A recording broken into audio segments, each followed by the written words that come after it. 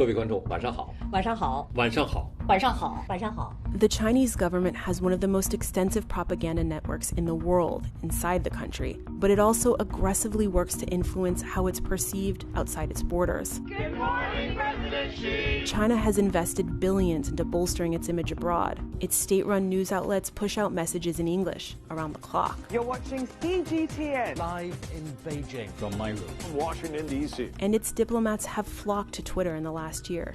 But what happens when this massive PR apparatus has to do major damage control?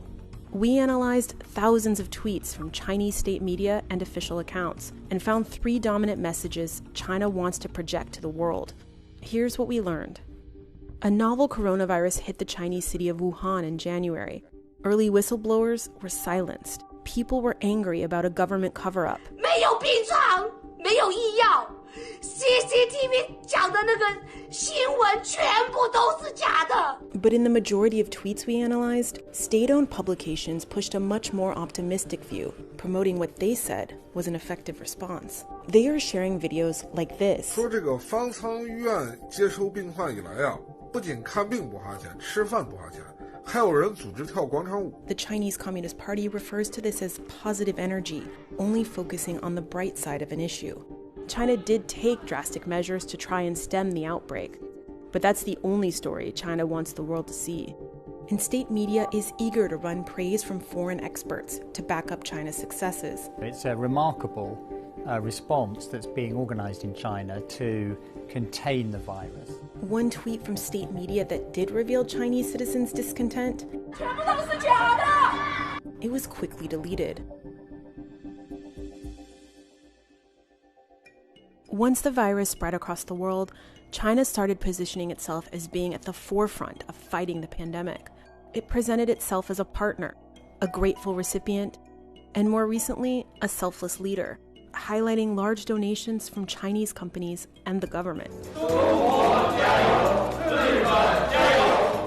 China hasn't typically disparaged other countries' responses to the virus, with one exception: the United States. President Donald Trump has been accused of denying, downplaying, and outright rejecting the concerns over the COVID-19 outbreak.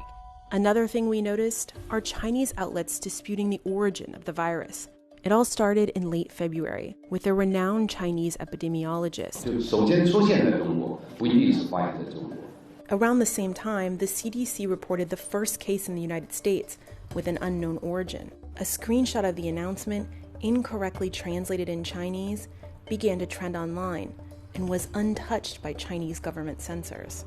And a high-ranking government spokesperson actively pushed disinformation about where the virus came from. 目前病毒溯源工作仍在进行中，尚无定论。 A government giving an optimistic spin to bad news is not unique. We want to go big, go solid. The country is very strong. We've never been so strong. But the scale of the Chinese propaganda machine is. And it's clear that it's being deployed to try and tell the world a news story about the coronavirus pandemic.